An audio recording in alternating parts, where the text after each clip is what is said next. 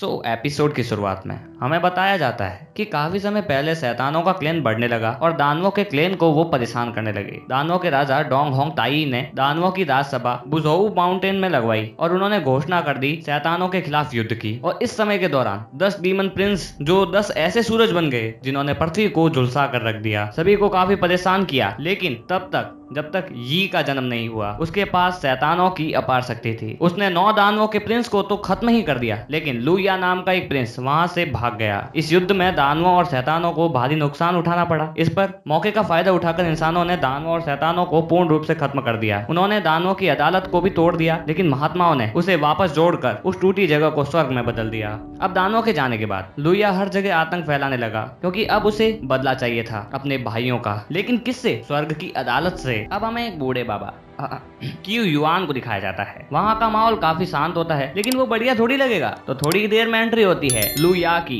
लुया full powers में वहाँ आता है and he appears like hell God. वो वहाँ आकर क्यू युआन से कहता है, मैं यहाँ कोई गलत काम करने नहीं आया, मेरी बस एक छोटी सी रिक्वेस्ट है। वहीं हम दूसरी तरफ देखते हैं ली चांग सू नाम का बंदा अपनी फुल स्पीड में अपने मास्टर यानी बूढ़े बाबा क्यू युआन को बचाने के लिए जाता है। यहाँ ली कहता है लुया दानवों को फिर से जिंदा करना चाहता है और आज उसने अपना टारगेट मास्टर को बनाया। वो फुल स्पीड में वहाँ जाता है। अब हमें पता पड़ता है सब कुछ शुरू होने से पहले ही खत्म हो गया। बूढ़े बाबा क्यू युआन तो पत्थर के पास पड़े हैं, लेकिन लुया की युआन पर हमला क्यों कर रहा है? अब हमें पता पड़ता है क्यू युआन स्वर्ग की अदालत का एक मेंबर है और वो उसके जरिए अपने दानव भाइयों को जिंदा करना चाहता है। वो अपनी पावर से जैसे ही उसे खत्म करने वाला होता है, तभी ली अपनी पावर से पेपरमैन नंबर 1 को बुलाता है, जो लू के पेट में जोर से मुक्का मारता है। अब हमें पता पड़ता है ली एक वाटरमैन है। ली कहता है, लू, अपने स्वार्थ के लिए तुम फिर से दानवों और इंसानों के बीच में चल रहे युद्ध को शुरू करना चाहते हो, लेकिन अपने सेवेज कैरेक्टर लू को कोई फर्क नहीं पड़ता।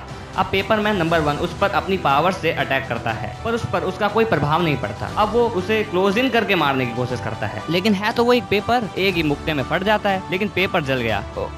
सॉरी, रस्सी जल गई, लेकिन बल नहीं गया। वो फिर रीजेनरेट होकर उस पर वार करता है, लेकिन वो उसके हाथ पर मुक्का मारकर उसके पेपर के बने हाथ को फाड़ देता है। अब पेपरमैन उसको अपनी सीलिंग टेक्निक से बांधने की कोशिश करता है, लेकिन लू उसे आसानी से छुड़ाकर अपनी पावर से पेपरमैन नंबर 1 को स्वाहा कर देता है। लेकिन दूसरी तरफ पेपरमैन नंबर 2 क्यू युआन को लेकर वहां से भागता है। ली भी उसका पीछा करने लगता है। वो एक छोटे से पुल से भागता हुआ जा रहा होता है कि तभी एक बड़ा आग का गोला उस पुल को बीच से तोड़ देता है और तभी लू अपीयर होता है और अपने पेपरमैन नंबर 2 सीधा उससे भिड़ने लगते हैं। वहाँ वो दोनों फाइट में बिजी होते हैं, तो बूढ़े बाबा ने भी सोचा क्यों ना मैं भी अपनी शक्तियों का यूज करके उनका साथ दूं। वहाँ पेपरमैन नंबर 2 अपना फुल फोर्स लगा रहा होता है और क्यू युआन भी अपनी शक्तियों से एक बड़ी तलवार निकालता है, बट लू उसे भी आसानी से तोड़ देता है। अब वो अपनी पावर्स को सीधा यूज करता है की तरफ, तभी बीच में पेपरमैन आ जाता है। पेपरमैन तो सीधा ही खत्म हो जाता है, लेकिन की ली की बाहों में जाकर गिरता है और उसका नाम लेते ही मर जाता है। इसे देखकर ली रोने लगता है। तभी हम देखते हैं एक बंदा उन्हें देख रहा होता है और इस पूरे वाक्य को कर देता है रिवर्स। अब हम आ जाते हैं 200 साल पहले, जहाँ हम देखते हैं कि क्यू युआन और एक लड़की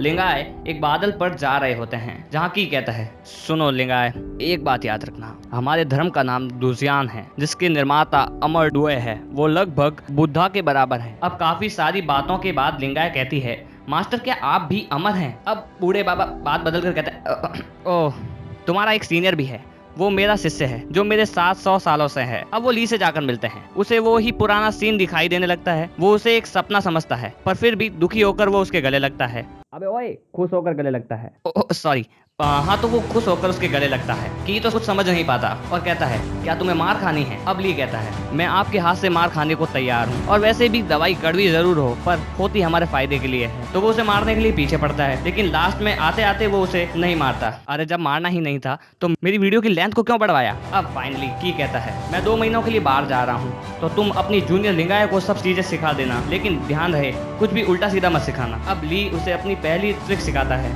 never under estimate your opponent. वो बतख को मारने की कोशिश करती है, लेकिन बतख 99 लेवल्स पर काफी बड़ा हो जाता है। वो डर जाती है, तो time for second trick, the whole card. अरे कुछ नहीं, दारू पियो और शक्ति बढ़ाओ और बतख को उड़ा दो। अब तीसरी की बारी, अगर डर लगे और तुम जीत ना पाओ तो वहाँ से भाग जाओ, और या फिर तुम दूसरे एक्सपर्ट्स की हेल्प ले लो। अब लिंगाय ली से कहती है, लेकिन मेरे फादर ने तो कहा था हमेशा कमजोर की मदद करनी चाहिए। अब ली कहता है, हाँ सही है, लेकिन हम जब तक इतने स्ट्रॉन्ग ना हो जाए कि उन्हें बचा ही ना पाए तो पहले खुद को बचाओ, वहाँ से भाग जाओ। अब बताओ तुम क्या समझी? निगाह कहती है मौका देखो और भाग जाओ बस। इस बात को सुनकर ली का मास्टर की वहाँ उसको देख लेता है और गुस्सा कर उसके पीछे भागता है कि ये इसे सब उल्टा उल्टा ही सिखा रहा है। अब वो ली को मारने के लिए पीछे पड़ता है और इस एपिसोड का समापन यही हो जाता है। सो गाइस, अगर वीडियो पसंद आई हो तो वीडियो को लाइक कर देना, चैनल को सब्सक्राइब कर देना।